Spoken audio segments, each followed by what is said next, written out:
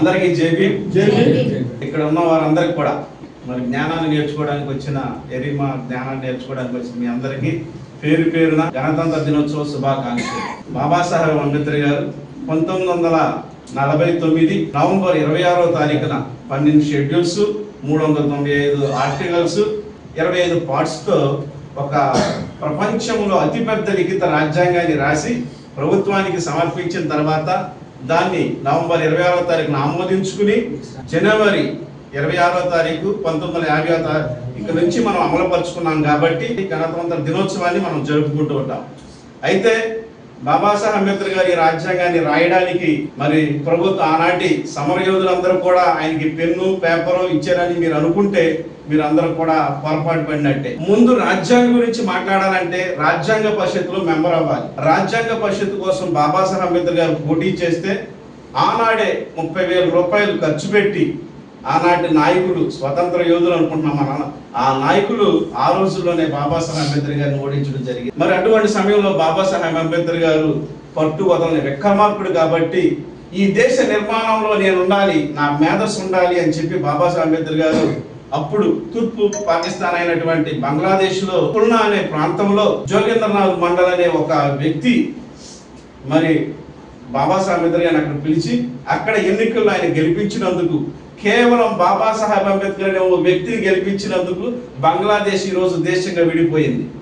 ఎందుకంటే బాబాసాహెబ్ అంబేద్కర్ గారు రాజ్యాంగ పరిషత్కు వచ్చే ముందు మరి ఈ ప్రపంచంలోనే అతి పెద్ద విగ్రహం ఉన్న పటేల్ అంటాడు. కానీ బాబాసాహెబ్ అంబేద్కర్ గారి గీటు కాదు కదా, పార్లమెంట్ లో ఉన్న కిటికీ కూడా తెరవని అంటాడు. ఎందుకంటే అస్పృశ్యుడని. కానీ వారన్న మాటలను పక్కన పెట్టి బాబాసాహెబ్ అంబేద్కర్ పార్లమెంట్ గుమ్మం తన్నుకుంటూ వెళ్ళిపోయి రాజ్యాంగం రాసిన చరిత్ర బాబాసాహెబ్ అంబేద్కర్ గారు. ఇక్కడ ఏం జరిగింది? బాబాసాహెబ్ అంబేద్కర్ గారు మరి పోటీ చేస్తే ఓడించారు. మరి అక్కడ పుల్నా ప్రాంతంలో గెలిపిస్తే బాబాసాహెబ్ అంబేద్కర్ గారిని దేశం ఎడగొట్టి పాకిస్తాన్కి రాజ్యాంగం రాసుకోమని చెప్పారు. వాస్తవానికి అంటే పాకిస్తాన్ విడిపోక ముందు ముస్లిం లీగ్ కూడా గెలిచినప్పుడు మొత్తం 389 మంది సభ్యులు ఉన్నారండి ఈ రాజ్యాంగ పరిషత్. దానిలో బాబాసాహెబ్ అంబేద్కర్ గారిని పక్కన పెడితే 388 మంది ఓన్లీ విగ్రహాలు లాంటి మనుషులే. ఎవరికి కూడా రాజ్యాంగం పట్ల కనీస అవగాహన లేకపోవడం. అటువంటి సమయంలో నెహ్రూ, సరోజినీ నాయుడు గారు ప్రపంచంలో మరి ఈ రాజ్యాంగం రాసే నిపుణులు ఏ దేశాల్లో ఉంటారని తిరిగి ఆ దేశాలన్నీ తిరిగిన తర్వాత ఐరిష్ దేశస్థుడైన సర్ ఐవర్ జెన్నింగ్స్ అతని దగ్గరికి వెళ్ళి అతని భారతదేశం తీసుకొస్తాడు.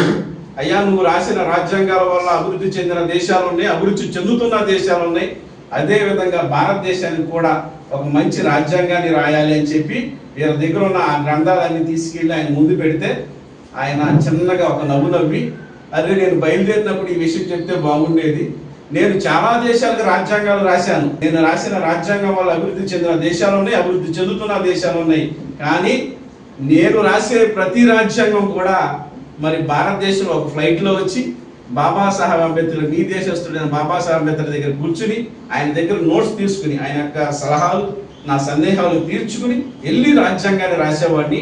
అటువంటి మేధావి, అటువంటి పండితుడు, అటువంటి గొప్ప మహానుభావుడు పుట్టిన ఈ దేశానికి మాత్రం నేను రాజ్యాంగం రాసేంత గొప్పవాడిని కాదు, ఆయన యొక్క పరిజ్ఞానం ముందు నా పరిణతి అనువంత మాత్రమే అని తన చెప్పినప్పుడు నెహ్రూ గారు ఆశ్చర్యపడిపోయి వెంటనే అప్పుడు రాజేంద్ర ప్రసాద్ గారు, అంటే రాజ్యాంగ పరిషత్కి చైర్మన్ గా ఉన్నటువంటి బాబు రాజేంద్ర ప్రసాద్ ఈ యొక్క 358 మందిని సమావేశపరిచి ఈ విధంగా నాకు ఆయన గడ్డి పెట్టాడు, సార్ ఐవర్ జెన్నింగ్స్ గారితో రాపిద్దాం అనుకున్నాను, ఆయన భారతదేశంలో ఉన్న గొప్ప పండితుడిని ఇచ్చుకుని నన్ను నా దగ్గరికి వచ్చారండి అని నాకు గడ్డి పెట్టాడు, కాబట్టి తప్పనిసరిగా బాబాసాహెబ్ అంబేద్కర్ గారికి స్థానం ఇవ్వాల్సిందే అని చెప్పి వారే పోటీ చేయించి అంబేద్కర్ గారిని, ఎవరెవరైతే బాబాసాహెబ్ అంబేద్కర్ గారు గెలవకూడదు, పార్లమెంట్కి రాకూడదు, కనీసం టికెట్ కూడా తీయదన్నారు, వాళ్ళే బాబాసాహెబ్ అంబేద్కర్ గారిని గెలిపించి తీసుకొచ్చి డ్రాఫ్టింగ్ కమిటీలో కూర్చోబెట్టారండి. అంటే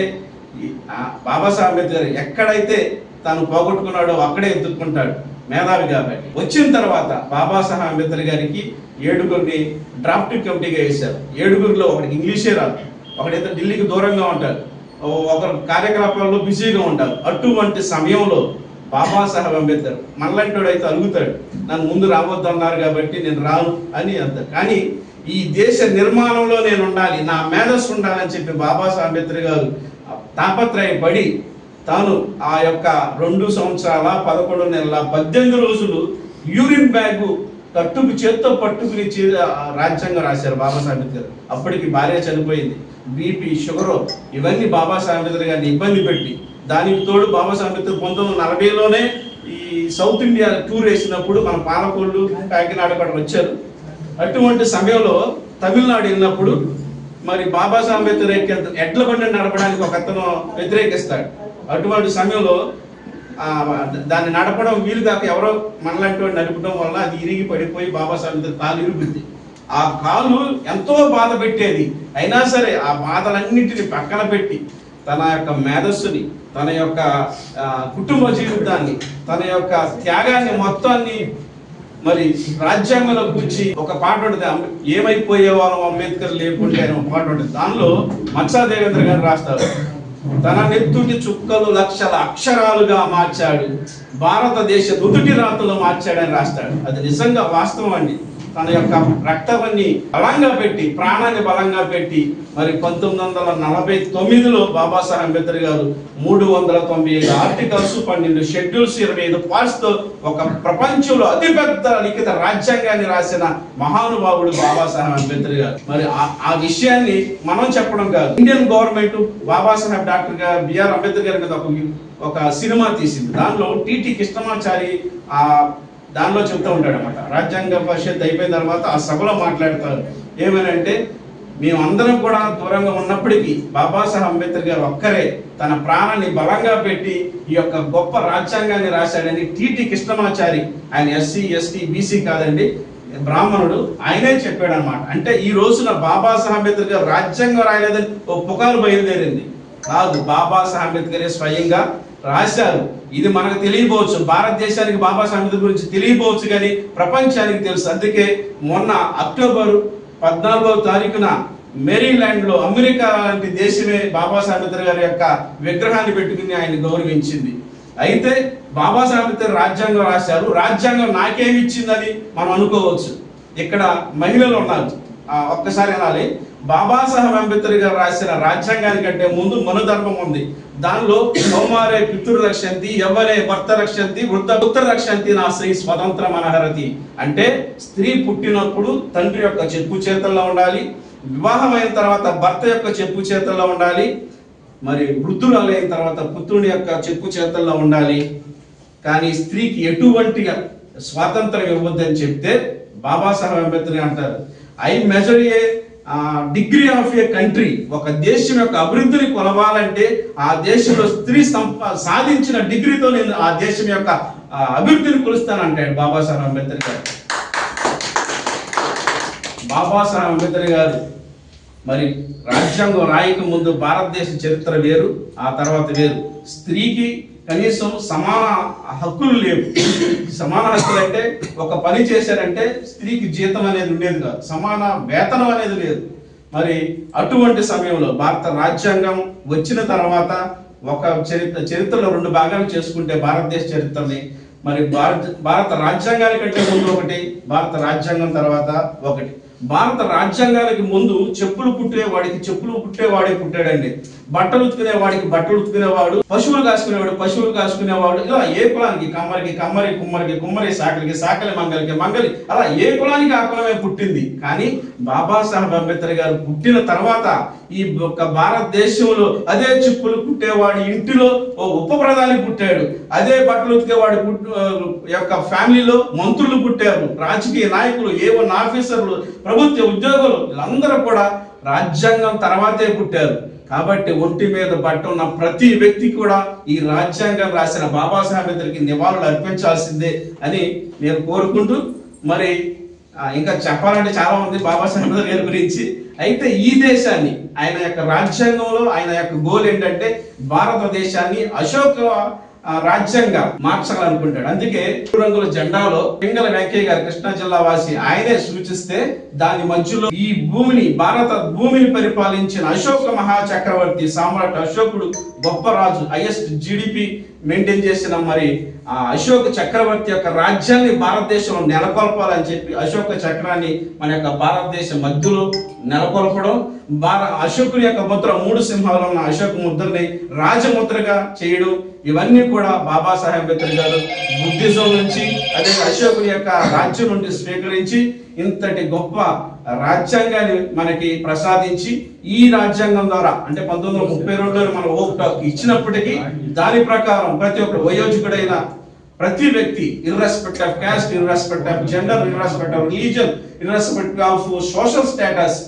మరి వ్యక్తిపరమైన భేదం గాని, లింగపరమైన భేదం గాని, కులపరమైన భేదం గాని, మతపరమైన భేదం గాని, మరి సామాజికమైన భేదం లేకుండా 1 మ్యాన్ 1 ఓట్, 1 ఓట్ 1 వాల్యూ, అంటే ప్రతి వ్యక్తికి ఒక ఓటు ఉంటుంది, ఆ ఓటుకి అదే వాల్యూ ఉంటుంది. అంటే ఒక అంబానీ ఓటుకి ఎంత విలువ ఉంటుందో అంబానీ ఇంట్లో పనిచేసే పని మనిషి కూడా అదే వాల్యూ ఉంటుంది, అదే ఓటు వాల్యూ ఉంటుంది. అది బాబాసాహెబ్ యొక్క సమానత్వాన్ని. ఈ భారత రాజ్యాంగానికి లక్ష్యాలు స్వేచ్ఛ, సమానత్వం, సౌభ్రాతృత్వం, అందరూ స్వేచ్ఛగా ఉండాలి, పరిమితమైన స్వేచ్ఛ, ఎటా పక్కవాడికి మరి ఇబ్బంది కలిగినట్టు స్వేచ్ఛ ఇచ్చి, సమానత్వాన్ని భారతీయులందరూ మేము సమానం, భిన్నత్వంలో సమానంగా ఉన్నామని చెప్పి సోదర భావాన్ని నెలకొల్పడానికి లక్ష్యాలుగా పెట్టి, రాజ్యాంగ లక్ష్యాలు పెట్టి దాన్ని ఛేదించడానికి బాబాసాహెబ్ అంబేద్కర్ అనేకమైన షెడ్యూల్స్, అనేకమైన ఆర్టికల్స్ ఇచ్చి ఒక భూతల స్వర్గంగా ఈ భారతదేశాన్ని మార్చాలని ఆయన కలగన్నాడు. అయితే భారతదేశంలో జరిగిన 2 తప్పులు నేను చెప్తాను.